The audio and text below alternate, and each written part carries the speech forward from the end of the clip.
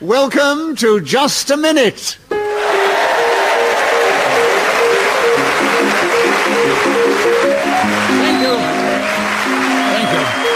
Hello, my name is Nicholas Parsons, and as the Minute Waltz fades away, once more it is my pleasure to welcome our many listeners in this country and throughout the world, but also to welcome to the programme four exciting, talented, extroverts, gorgeous individuals who are going to show their verbal dexterity, their humorous ingenuity, and their sense of fun as they try and talk on the subject that I give them. And they try and do that without hesitation, repetition, or deviation. And those four are seated on my right, Paul Merton and Neil Malarkey, and seated on my left, Sue Perkins and Tony Hawks. Will you please welcome all four of them? Seated beside me is Charlotte Davis, who's going to help me keep the score. She'll blow a whistle when the 60 seconds have elapsed. And this particular edition of Just a Minute is coming from that beautiful Theatre Royal in that charming town of Brighton on the Sussex coast. And we have a lovely Sussex audience as we begin the show with Tony Hawks. Tony, what an apt subject to begin the show with. Seaside Postcards. Tell us something about that subject in this game, starting now. As I walked along the seafront before this show and was very nearly blown into the water, I took a look at some of the gift shops along the way and viewed the postcards there. Little bits of wood sticking out of the sea. This was the West Pier.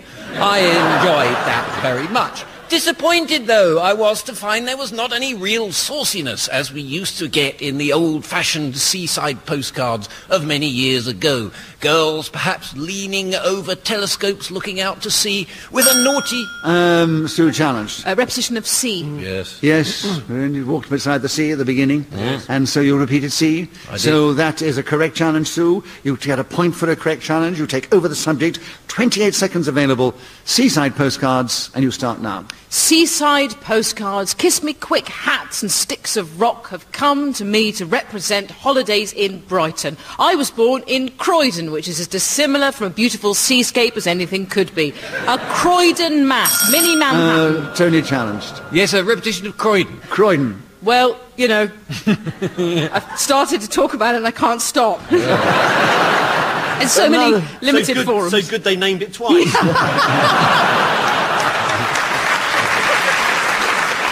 So, Tony, a correct challenge and a point to you. You have Seaside postcards. 14 seconds still available, starting now. I wonder if the quality of seaside postcards is better in, say, Blackpool, Bournemouth, or perhaps Brighton is...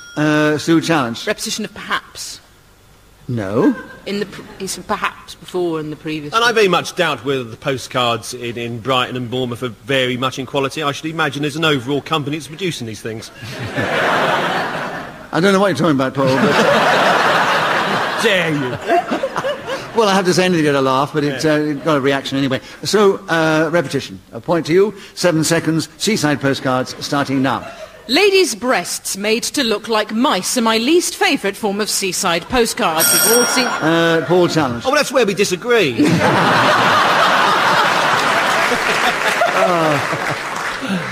So any challenge within the rules of Just a Minute? No. Well, we give... Because the audience enjoyed your interruption so much, we give you a bonus point for that. But Sue was interrupted, so she gets a point for that, and she keeps the subject, and you've only got 2 seconds available. Seaside postcards, starting now. Scantily clad women being groped and fondled by... In this game, whoever is speaking when the whistle goes gains an extra point. On this occasion with Sue Perkins, so she has naturally a lead at the end of the round. And Neil Malarkey, we'd like you to take the next round, or you started. The subject is the best sandwich. Tell us something about that in this game, starting now. For me, the best sandwich is hard to find, since I cannot eat bread. I have wheat issues. I must seek out other grains. Or challenge. Well, there was a slight hesitation. There was. Just like that, wasn't it? Yes, that's right. Because I had a bit of wheat beforehand. Yeah. You had some wheat, I think. Right, so there's... we call that hesitation. Paul, you have a point. You have the subject. 51 seconds. The best sandwich, starting now. I don't know whether it can be considered the best sandwich. There's a hotel in London that's certainly selling the world's most expensive sandwich. It consists of tabby... Then you challenged. Deviation. Why? It's the most expensive sandwich. Yeah, but it still could be the best sandwich. It He could be said it could be the most expensive. I thought he made it clear that he didn't know whether it was the best sandwich. I certainly didn't rule it out. Exactly, Paul. You can debate the situation whether it's the best sandwich, and I think he has the benefit of the doubt. So you keep the subject, Paul. An incorrect challenge, a point, of course. 44 seconds still available. The best sandwich starting now. The finest bread you can find, and just in the corner, nestling beside the butter, is a small cottage in Devon. That's what makes the sandwich so expensive. It's 667... A Neil challenge. You said expensive twice. I did, yes. And so, Neil, you have a correct But I challenge. want to know more about the cottage in Devon. Well, perhaps you shouldn't have buzzed me then. It's like, you know, he's getting hold of a puppy, put it in a sack, throw it in the Thames. Oh, I wanted to take that for a walk. Bit late now for that sort of thing, isn't it? Bit late now. I don't think I shoved you in a sack and threw you in the river, did I? Is that how you feel? That's what it feels like emotionally. Can I rescind everything I've ever done? No. Because what we do is not just for hurt feelings, but because he creates so much entertainment for the audience, we do give Bone. We do give Paul a bonus point. Not Let's bone. give him a bone. What happened to my bone? They threw it in the Thames. Along with I'm the not dog. doing this for the bones. Well, I was going to say we give Bone a Paulus point, but... but I'd rather say we give Paul a bonus point.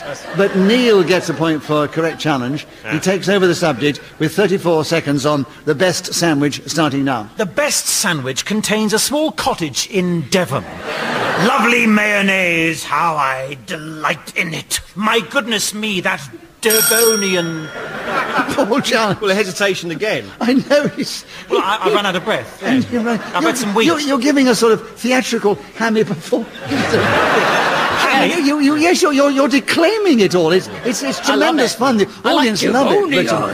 So, Paul, you have a correct challenge. 23 seconds, the best sandwich starting now. A friend of mine at school declared for his money the best sandwich was one that his mother used to make, which was basically 2 pieces of sliced, then a bit of margarine and some sugar. And that's all it was. Sue challenge. Hesitation? Yeah, I think there was hesitation, yes. He was searching for the sugar.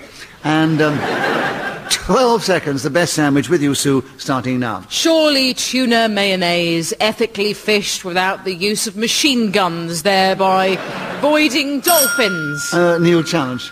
Are we talking about ethically fished mayonnaise here? No, ethically fished tuna. Yes, well, it would seem to be tuna mayonnaise ethically fished. I think you're struggling a bit too hard, actually, Neil. But we enjoyed it. You don't know what's underneath the table, do you? When was it you last did the show, Neil? 1903. And Nicholas was celebrating his centenary then. He's working so hard. Give him a bonus point. But you were interrupted, Sue, so you get a point for that. 5 seconds still, the best sandwich starting now. I do love a railway sandwich, lovingly cosseted in the arms of a disgruntled worker in a small shop.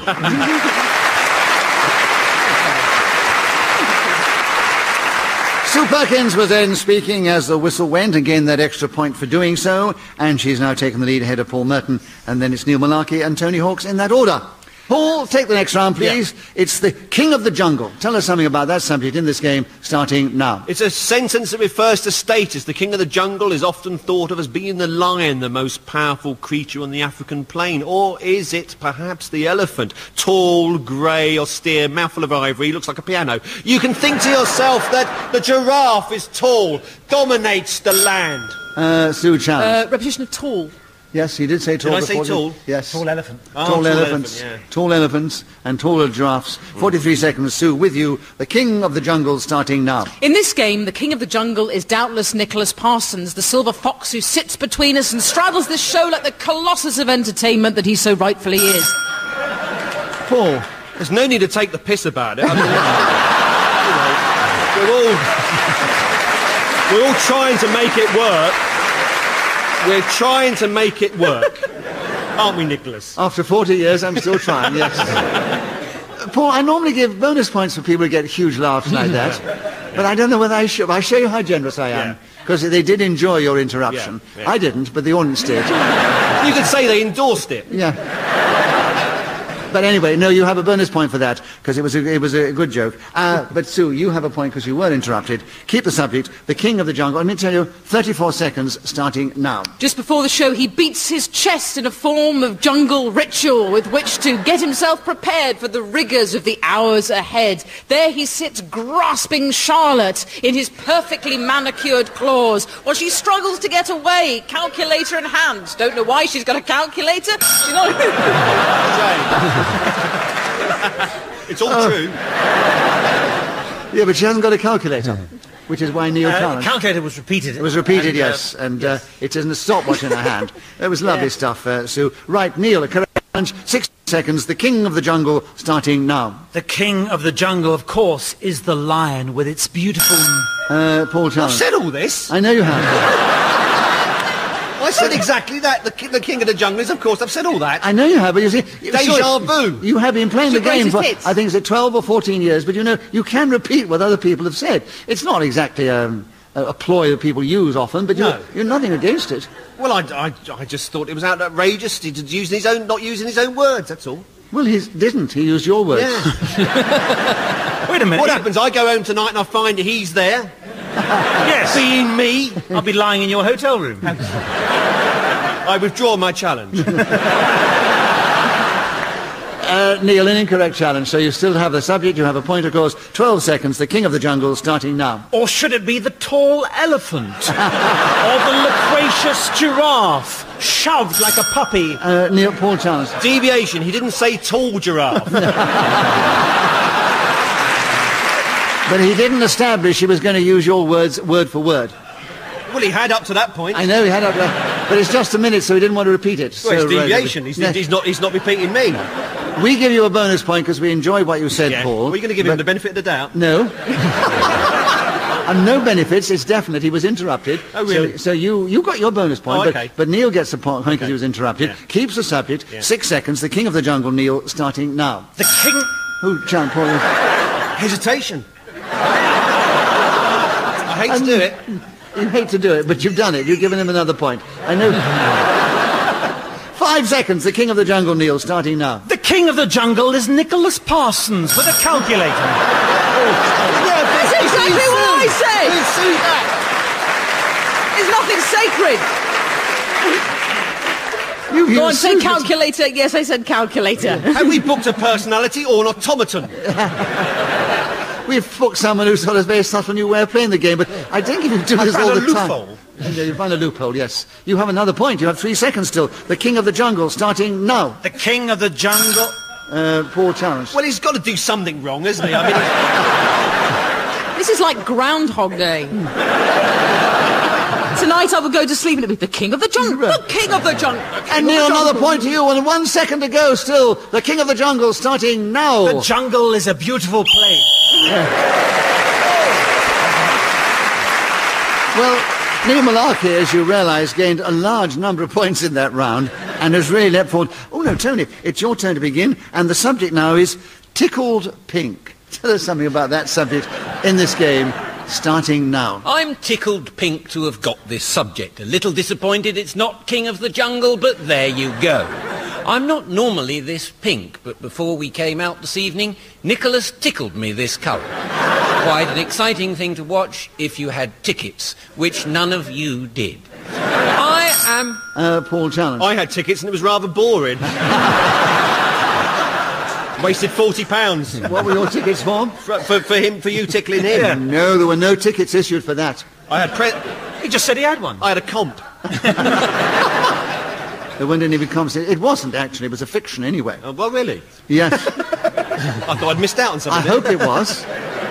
Because I don't remember any tickling going on. That's not a guarantee of anything, is it?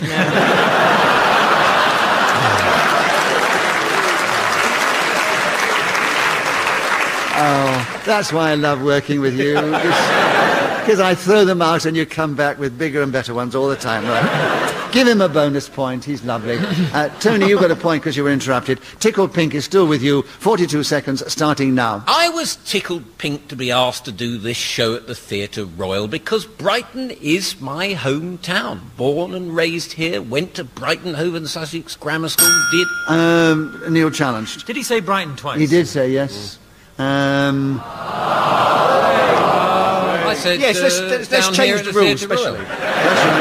Let's change the rules. If you say Brighton, that's okay. How about that? I said down here, I was tickled pink to do this show down here at the Theatre Royal. At the Theatre Royal. You didn't say Brighton. Well, you've changed your tune. No, you didn't. Said Brighton twice. Theatre Royal in Brighton. You wait, you play it back when you get home. You said the Theatre Royal in Brighton, I didn't you? didn't say in Brighton, I said the Theatre Royal. What did he say? Did he say Brighton twice? I think the benefit of the doubt goes to Neil Malarkey. Tickled Pink, Oh, well done. 31 seconds, starting now. Buying tickets for the Tony Tickles Nicholas Parsons show this morning. I was delighted how cheap they were. A mere £40. Comp fi. You don't need a comp to watch. Tony challenge. Repetition of 5. Yes. Tony, There you've got comes it from back there. and you've got more points and you've got another 22 seconds to tell us something about Tickled Pink starting now. There are a few people I would like to be tickled pink by. I have a list up in my dressing room, should anyone wish to come back after the show and read it. They could have a go at tickling me, should they so wish. That Neil challenge. Should. Should? Yes, Yes, you did say should, yes. Yeah. You repeated should. So you're listening very sharply now, Neil. Yeah, exactly. And you've got 10 seconds. Tell us something about Tickled Pink starting now. Tickled pink is what a snooker player might say. As he sees that ball on the table, it goes into the pocket. Ha-ha! Paul chance. Repetition of ha.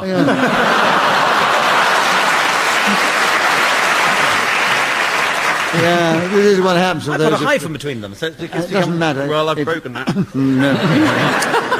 Paul, the correct challenge. You have Tickled Pink and you have 2 seconds. Oh, you've got in just before the whistle. Starting now. I like to make lobster laugh, and the best way of doing it is tickling.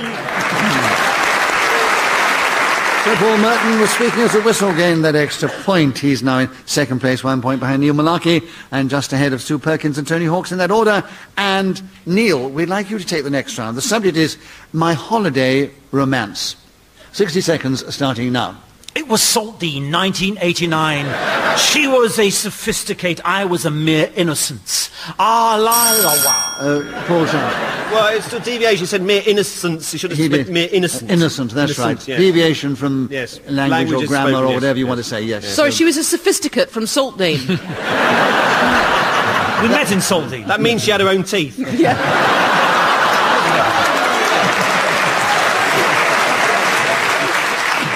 So, Paul, you have the subject, another point, and 53 seconds. My Holiday Romance starting now. My first holiday romance, I remember it so well. Butlins holiday camp somewhere near Bognor Regis. There was this young girl riding a donkey. There hasn't been a day gone by I haven't thought of that donkey. I was so... It's true.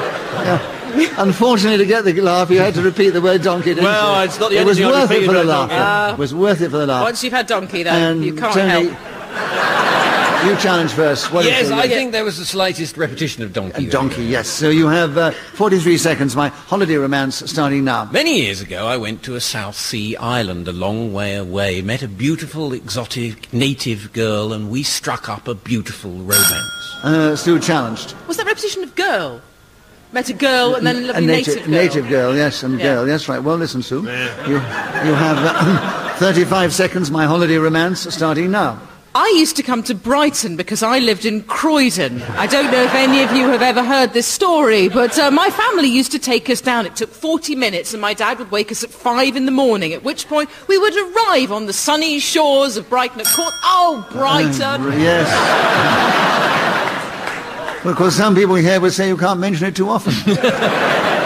But, Tony, you challenge first. 20 seconds. My Holiday Romance starting now. And I shall continue this exciting story set... Paul challenge. You may continue it, but it's certainly not exciting. Deviation, I mean, it's just boring, isn't it? Nothing's remotely exciting about that. Well, he was interrupting, I'm afraid. Oh, was he? I don't think your interruption was enough to justify No, another you're bonus right, point. no. I wasn't really looking for a point, I was just expressing a deeply held opinion. All right, give him a bonus. 17 seconds. Tony, My Holiday Romance starting now. Finally, she took me in her arms and said the only 4 words she knew in English. Please leave me alone. My heart was cut in two. Paul challenged. Well, he said this was going to be exciting. And it hasn't been exciting, so it's deviation. Please leave me alone. It's not something Alfred Hitchcock's going to go, I'm going to sign that up. I think the audience are on the edge of their seats, Alfred. Yes, they're getting their coats. What kind of English lessons did she have? Listen, I very difficult to be fair on this one, but I do think that Tony was obviously excited up to that point. Yeah. I know, I'm sitting next to him. And you've actually made the audience laugh twice with your interruptions. Yeah. So we give you, which I think the fair thing to do, a bonus point for your interruptions. But the benefit of the doubt to Tony, and you've got still 5 seconds to tell us more about, but try to make it exciting if you can. There's a challenge. 5 seconds. Yeah. See if you can make it exciting in 5 seconds. My holiday romance starting now. Then we saw this donkey on the beach. Boy, did things start to happen then. She jumped on the bank. So Tony Hawk, speaking of the whistle when gained that extra point, he's leapt forward because he was trailing a little before. He's just ahead of Sue Perkins. He's 1 ahead of Neil Malarkey, and he's 2 behind Paul Merton. As we press on with Sue to begin, and the subject, one of my favourite things, apple pie.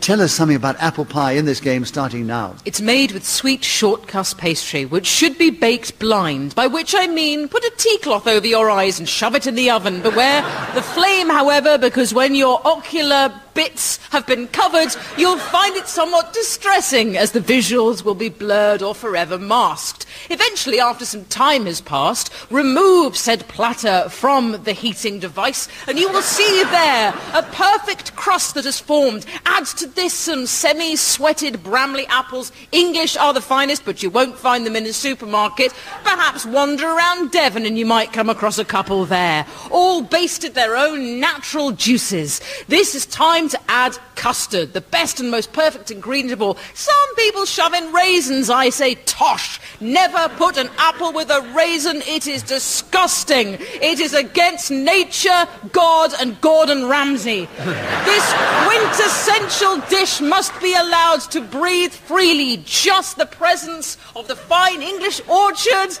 the water, the baked blind stuff, all there, ready and waiting to be served to a happy family.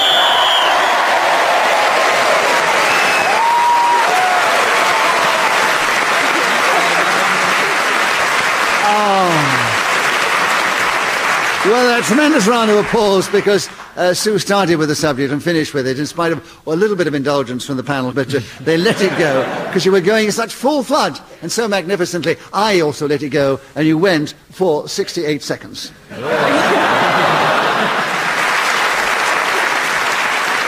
And it was only because you were going rather purple in the face that I stopped it then. Yes, it's all those raisins. Yes, but you're still in 4th place, I'm afraid. Oh, good. But you're right up there with the others. But In 4th. You get no. Why, are they in 4th as well? No. You're only 1 point behind Neil and 2 points behind Tony and 3 points behind Paul. So that's the situation. But you get a point for speaking as a whistle went, and you get a bonus point because you're not interrupted. That's why you leapt forward To 4th. From 4th. But it was a massive leap forth that I made in order to come last. But it was the contribution that you brought to the show for which we love you. And I missed that. Could you do it again, Sue? oh, it's the final round with Paul Merton. The subject is the future of radio. Paul, 60 seconds as usual, starting now. For my money, the future of radio could be listening to Sue Perkins describing the most perfect apple pie. And if you listen to digital radio, there's a chance that you will hear that again at some point in the future. I think that it is beautiful to be able to hear these old shows from long ago. Nicholas once appeared in a show called Much Binding in the Marsh, made in the 1940s, and it is with great joy that some of those recordings are still played across the airwaves, and we can sit back and laugh at all those marvellous references to Lord Hoare, the man who was a traitor. I would think that perhaps my favourite radio show would be... Yes? Repetition of show. Yes, because it's the future of radio as the subject, and you repeated show. So, Tony, you've got in, and you got a point for a correct challenge. 23 seconds. Tell us something about the future of radio starting now. About 40 years, this bloke came up with an idea for a show called Just a Minute. They all said it would be the future of... Tony Hawk's challenged. Did I? No, Now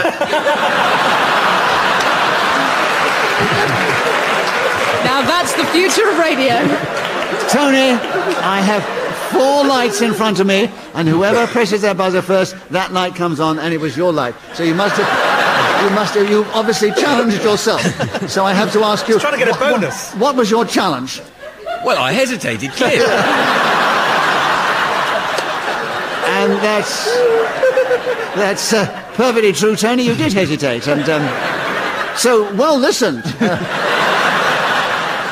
So you have a correct challenge, Tony. You get a point for a correct challenge, obviously.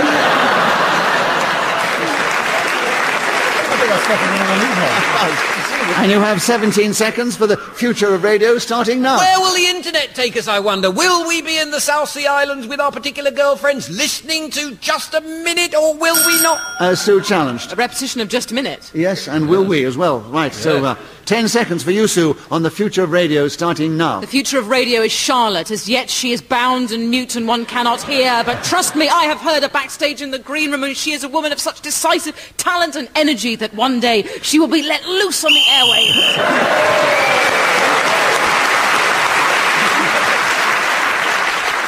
So Sue Perkins was speaking then as the whistle went, gained that extra point for doing so, and they've all given such incredible value. This is the fairest result I've seen for a very long time.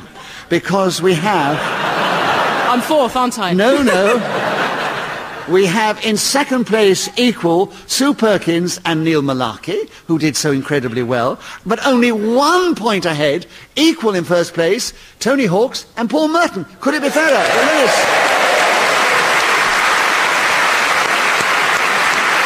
That round of applause, I'm sure, was for all 4 of them, and I only have to thank them for being so magnificent in this game. Paul Merton, Tony Hawks, Sue Perkins, and Neil Malarkey. I thank Charlotte Davis, who's been so sweet, taking so much flack, and blowing her whistle with such delightful charm. We thank our producer, Talusha Galani. We're indebted to Ian Messiter, who created this amazing game, and we're grateful to this lovely audience at the Theatre Royal in Brighton, who cheered us on our way magnificently, from an audience, from me, Nicholas Parsons, and from the panel. Thank you, but tune in again the next time we play Just a Minute. Yep.